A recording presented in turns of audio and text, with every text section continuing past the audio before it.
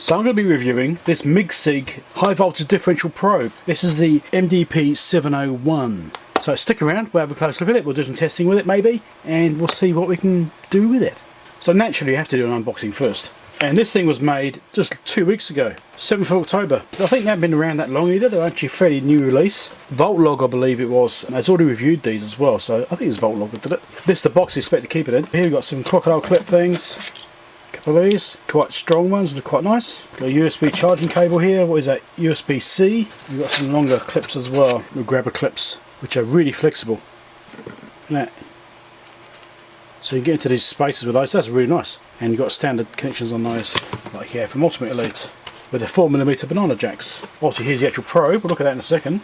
Warranty card, and some printed manuals. This is all downloadable as well online. There goes English section here, packing list. So you can download these online as well, you can just go and download them. So I've actually already downloaded this. Alright, so this is the actual probe. That's really small. Also this is the standard oscilloscope in, this is BNC type, standard 4mm banana jacks. So these are the inputs. You need power. So this, as I said, uses USB-C, so you can plug a USB-C in here, power it from your scope or from other piece of equipment which is USB powered. Alright, so that's what that's for. Now one thing I wanted to point out is that this is really compact. I already have a high voltage probe, this thing here. I've got this one from Dave. Look at the size of the probe compared to this one. Significant difference in size. This is very heavy, this is much more compact, this is much more portable. This has a battery in it, and it's also got this quite long coaxial connection on there, which this obviously has to go straight to the front of the scope. But that's the difference in these types. So this is a 70 MHz probe, this is 150, so it's twice the bandwidth as well. It does have specs in here. The rating curve. This particular one says it's the MDP701, which is the 150 MHz, and they've got 100 MHz and 150 MHz in each type. And this is the 20 times and 200 times rating. So the attenuation 20 times, 200 times, or you can do 50 and 500 or 100 and 1000. So depending on what your input voltage is likely to be, you can choose one appropriately. So mine is rated at 70 volts or 700 volts. Okay, so that's the information there, and this has got the amplitude. This is for the MDP 1500, which is slightly different, but it's the 100 MHz version, and it shows it's basically flat right across until it gets close to the bandwidth limit and it cuts off. So this Micsig probe is based on the SIGFET technology. It's a relatively new technology which they've developed, and they've used it on the optical probes. It's been adopted into this as well, although it's not an optical, this is obviously a physical connection. They've used the same front end I believe, so it's got some of the benefits from that system into this, so it's like a new generation. We shall see what testing we can do to test these features out.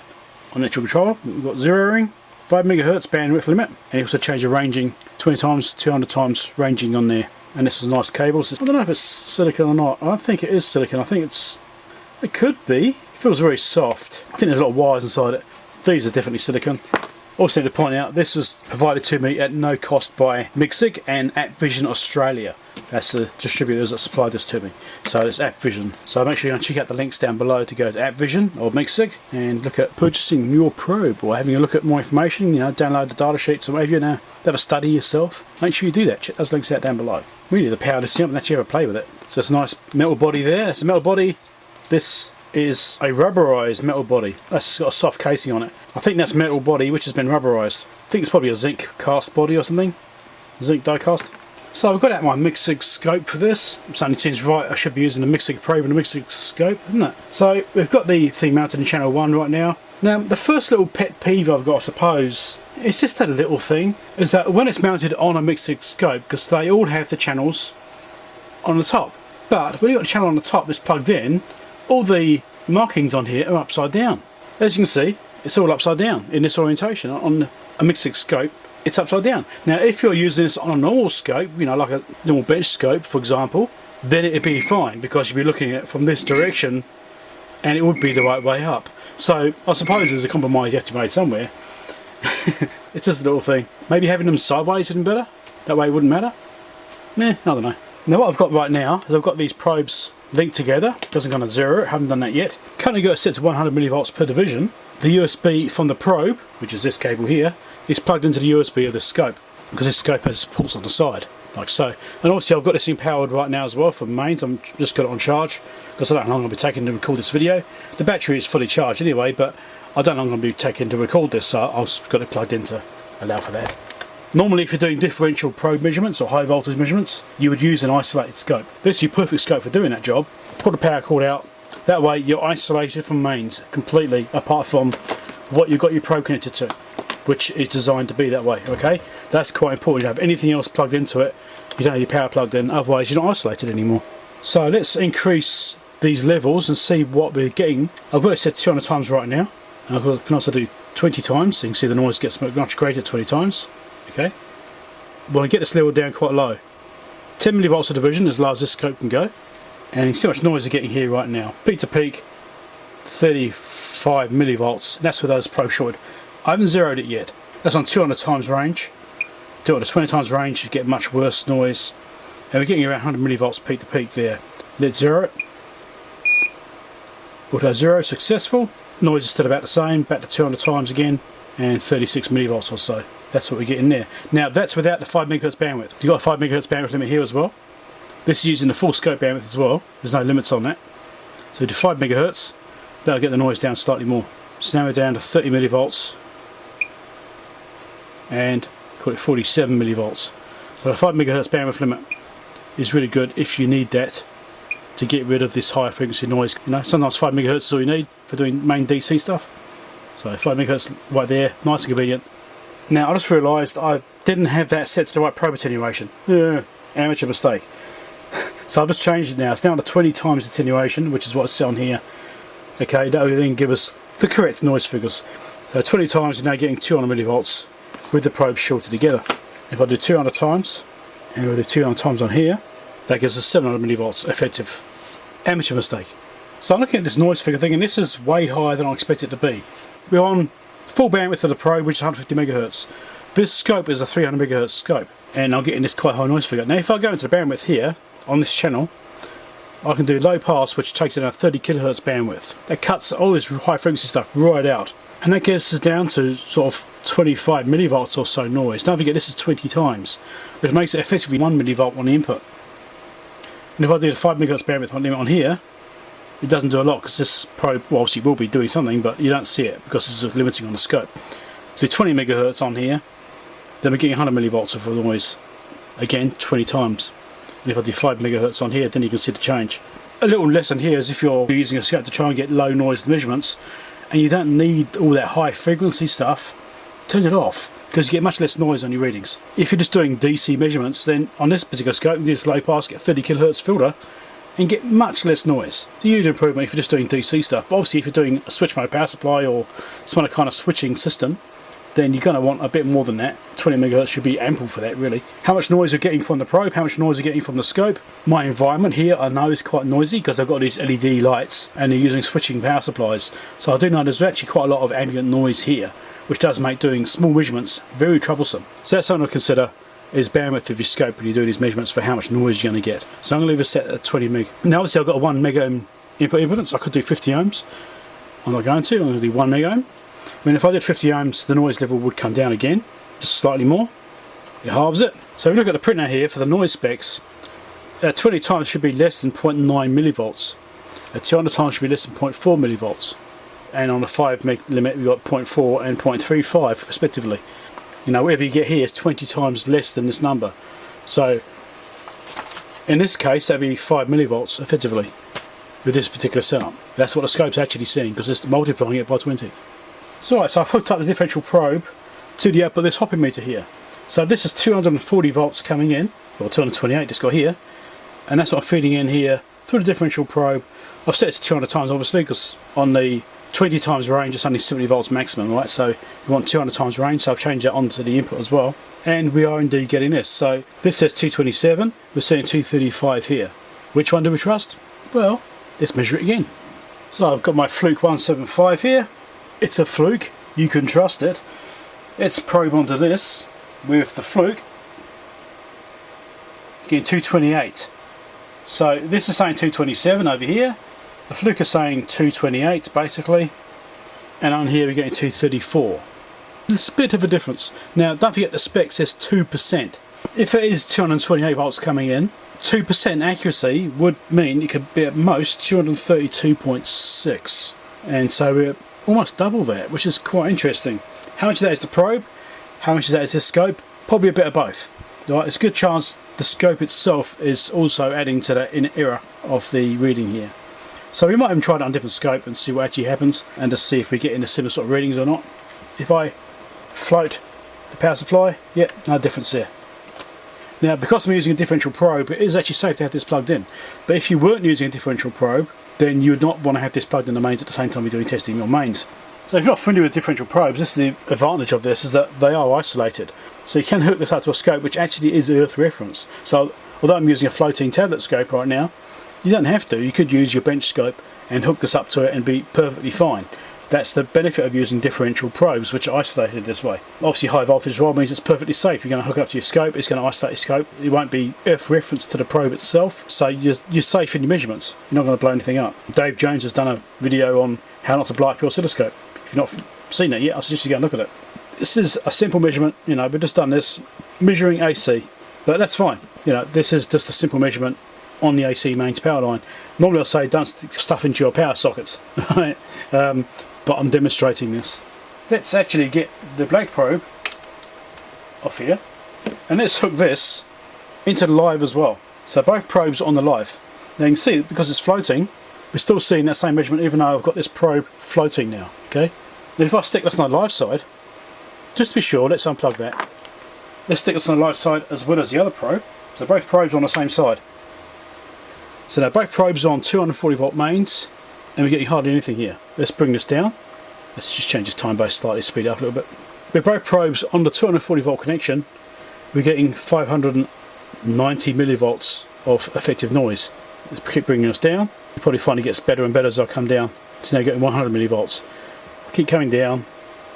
Don't forget, this is on 200 times with no 5 megahertz bandwidth limit. I've got 20 megahertz on the scope, less than half a millivolt, effectively.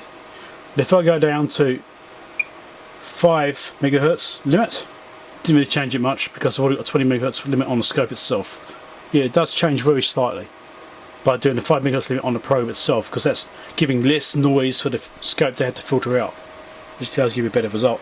That's all working fine. I mean, 240 volts coming in, it's fine. Differential common mode noise is good. So I've changed my test setup now. I'm going to do a Bode plot. As you can see, I've already done it. I'm going to do a screenshot in a second and go through it again. I just want to explain my setup. Now I've got my SDG2104 X, which is not actually a 2042 X anymore, it's been improved. So this goes up to 120 megahertz. This is connected to my Siglent SDS2104, which is also not a 100 megahertz scope anymore, it's a 500 megahertz, where I go there. So, so these have both been improved. With this combination, I can do a sweep up to 120 megahertz on a Bode plot. This does have an internal generator on it. I could do up to 50 megahertz with the internal generator, but I wanted to do as much as I could, which is 120 in this configuration. So here we are on the desktop. So this has got remote control on this particular scope as well, so which is another reason to use it for this particular function.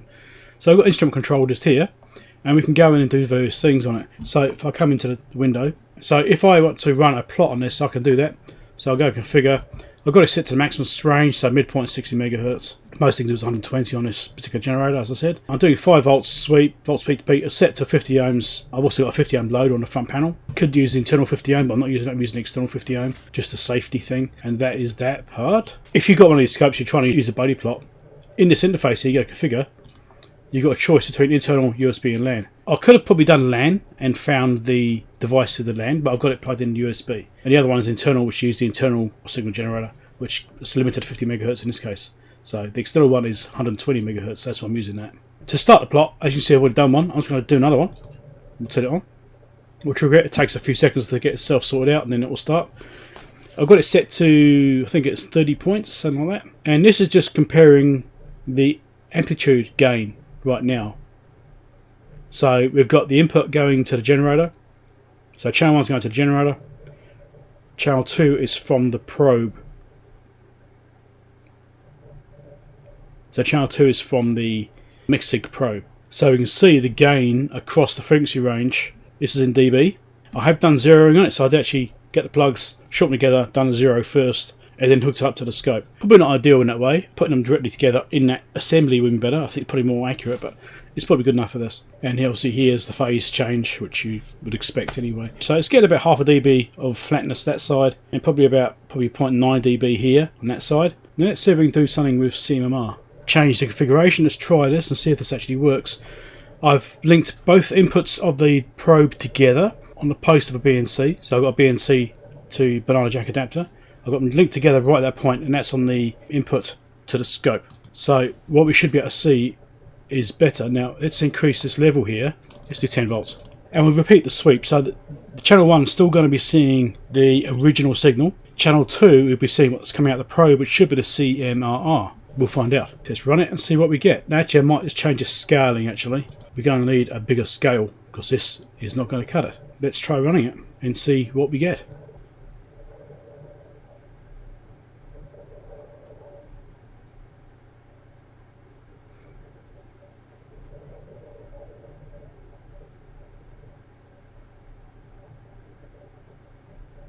Okay, there we go. There's the sweep completed. So this is what we're getting from it. We got a bit of a peak here.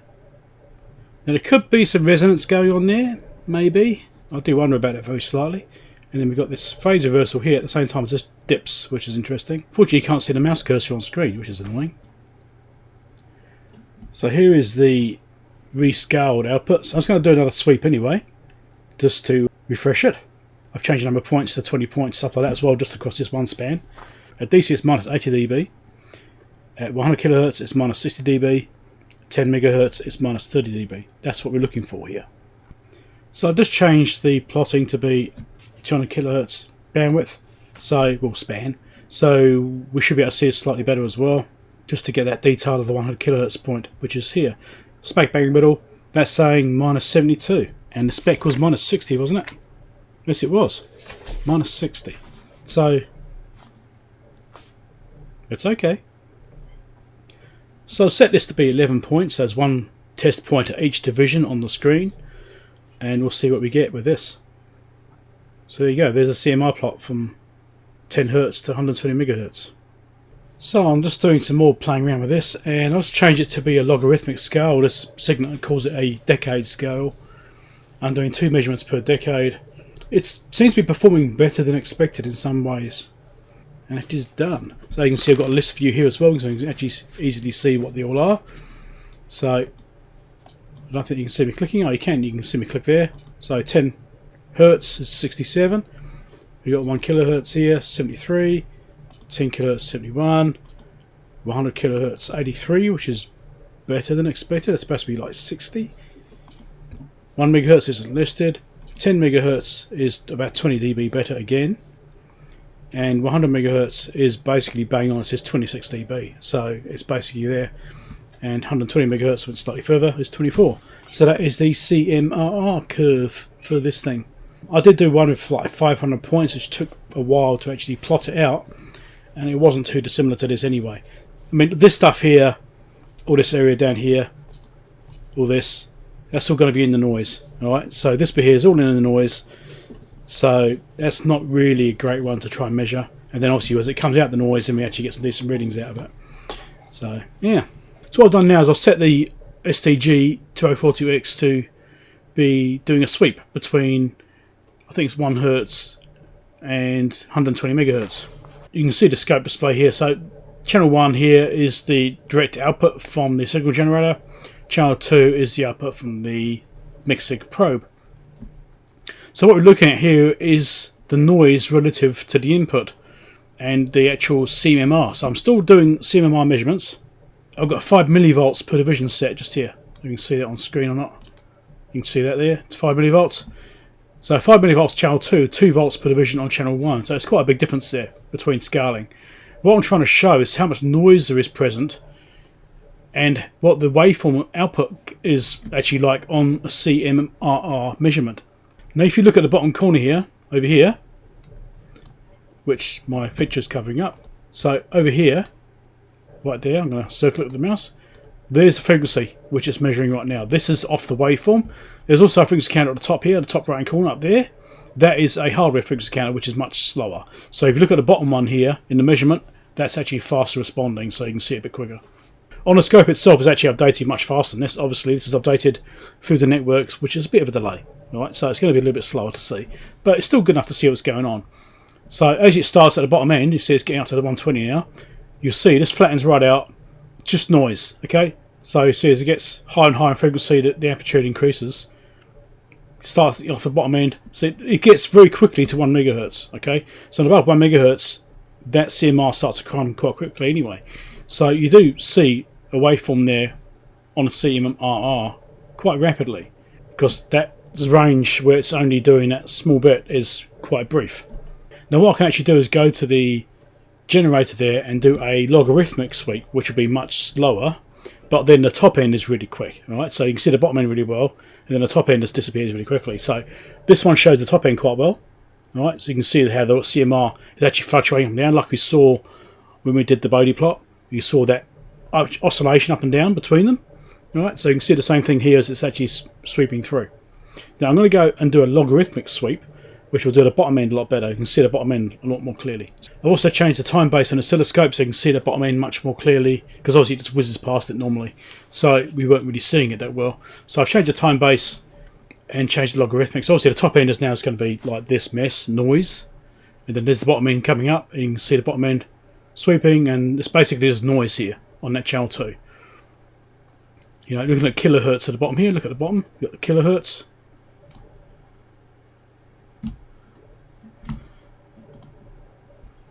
And you can see it's just doing really low frequencies now, in hertz and then into kilohertz, and you can see it's just noise. That's all that's there.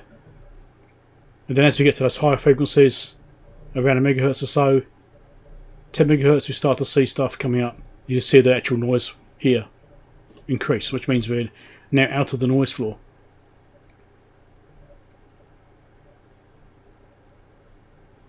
So about there, it starts to change.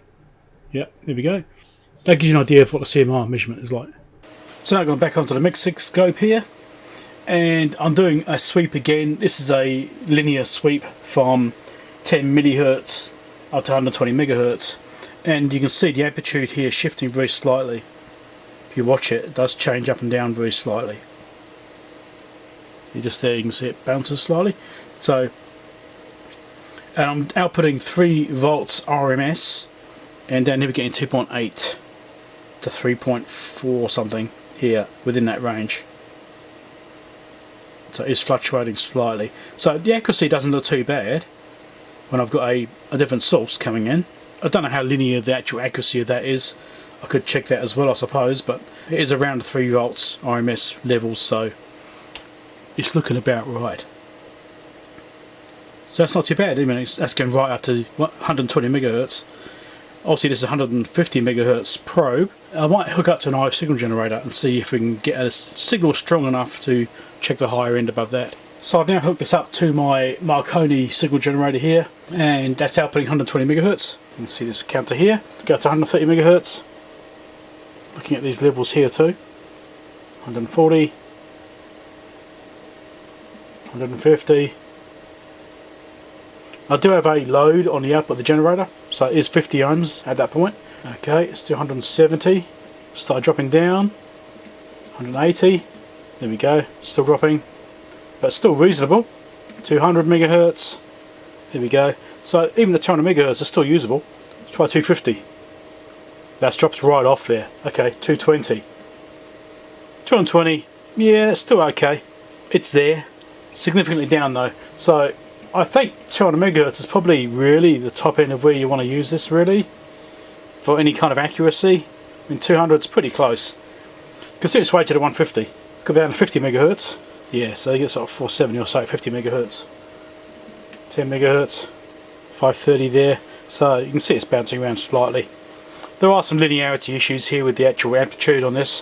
Whether it's this scope or the probe or a combination of both. It's probably a combination of both. But it looks reasonable.